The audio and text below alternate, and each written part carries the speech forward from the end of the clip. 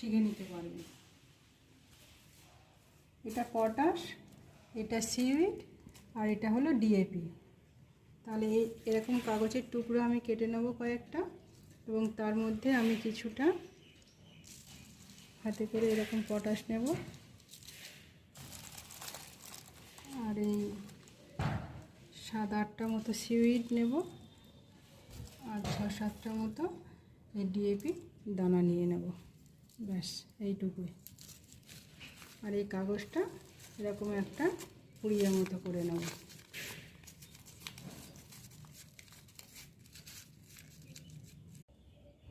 তো দেখুন বন্ধুরা, এই একটা আমার পদ্মের গাছ।